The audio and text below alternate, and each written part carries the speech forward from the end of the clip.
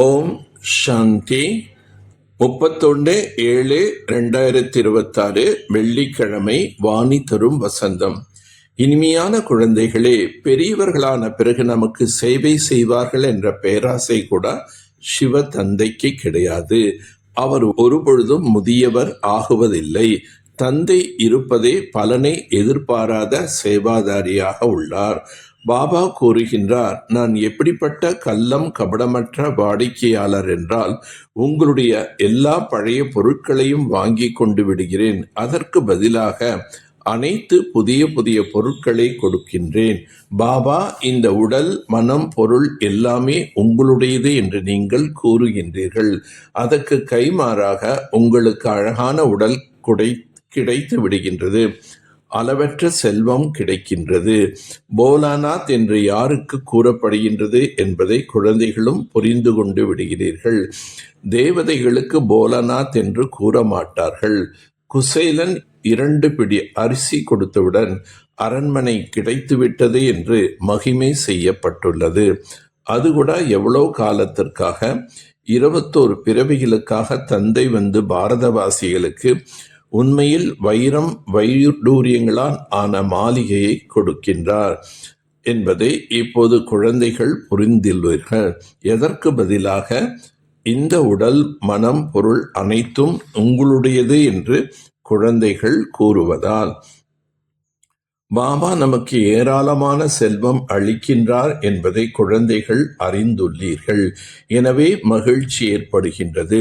சுகதாமத்தில் சுகத்திற்கு எந்த ஒரு குறையும் இருக்காது. தந்தை எவ்வளவு கள்ளம் கபடமற்றவர். பலன் எதிர்பாராத சேவை செய்கிறார். நான் பலன் எதிர்பாராதவன் ஆவேன் என்று தந்தை கூறுகின்றார். எனக்கு எந்த விதமான பேராசையும் இல்லை. தந்தை முதியவராகும் பொழுது குழந்தைகள் அவரை பராமரித்துக் கொள்வார்கள் என்ற நியமம் இருக்கின்றது. இந்த தந்தை ஒருபொழுதும் முதியவர் ஆகுவதில்லை. எப்பொழுதும் இளமையாகவே இருக்கின்றார். ஆத்மா ஒருபொழுதும் முதுமை நிலை அடைவதில்லை.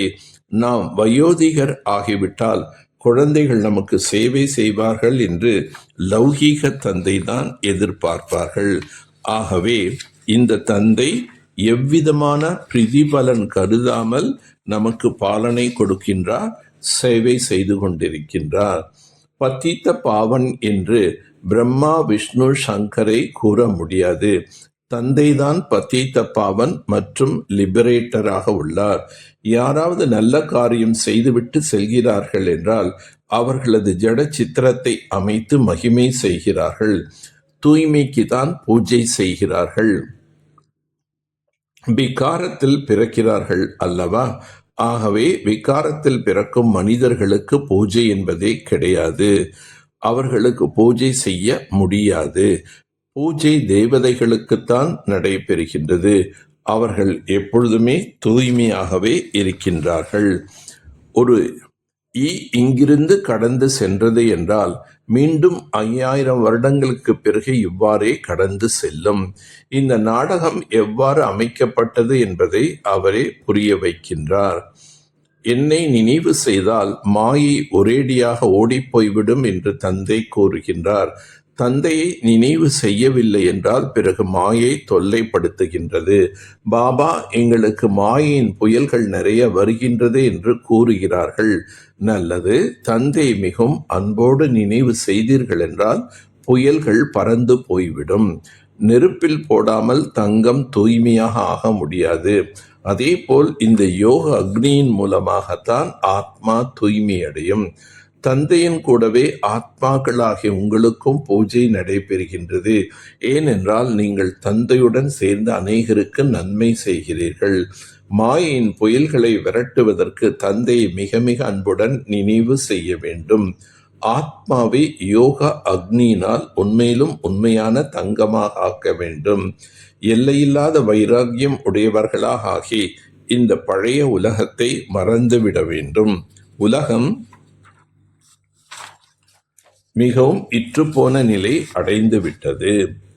ஒவ்வொரு அடியும் எச்சரிக்கையுடன் எடுத்து வைக்கக்கூடிய, பல மடங்கு வருமானம் சேமிக்கக்கூடிய, பல கோடி மடங்கு செல்வந்தர்கள் ஆகுக. தந்தை குழந்தைகளை மிகவும் உயர்ந்த ஸ்திதியில் நிலைத்திருப்பதற்கான எச்சரிக்கை கொடுத்து கொண்டிருக்கின்றார். ஆகையால் இப்போது துளியளவும் தவறு செய்வதற்கான நேரம் கிடையாது.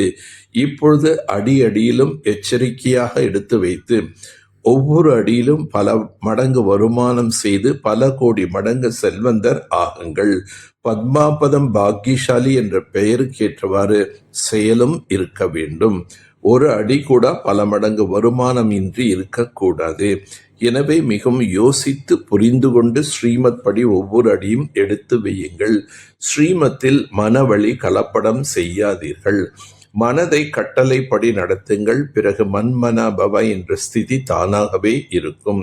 சக்திசாலியாக ஆக்குவதற்காக விஸ்தாரத்தில் சென்றாலும் சாரத்தில் இருக்கும் ஸ்திதி குறைந்துவிடக்கூடாது. விஸ்தாரத்தில் சாரம் மறந்துவிடக்கூடாது. சாப்பிடுங்கள், குடியுங்கள், சேவை செய்யுங்கள், ஆனால் விடுபட்டு இருக்க வேண்டும் என்பதை மறந்து விடாதீர்கள். சாதனா என்றால் சக்திசாலியான நினைவு, நிரந்தரமாக தந்தையுடன் உள்ளபூர்வமான சம்பந்தம். யோகாவில் அமருவதை மட்டுமே சாதனா என்று கூறப்படுவது கிடையாது. ஆனால் சரீரத்தில் அமர்ந்து விடுவது போன்ற உள்ளம், மனம், புத்தி ஒரு தந்தையுடன் அமர்ந்து விட வேண்டும். இப்படிப்பட்ட ஒரு நிலை தன்மைதான் ஜுவாலா வெளிப்படுத்தும். நல்லது. ஓம் சாந்தி, ஓம் சாந்தி, ஓம் சாந்தி.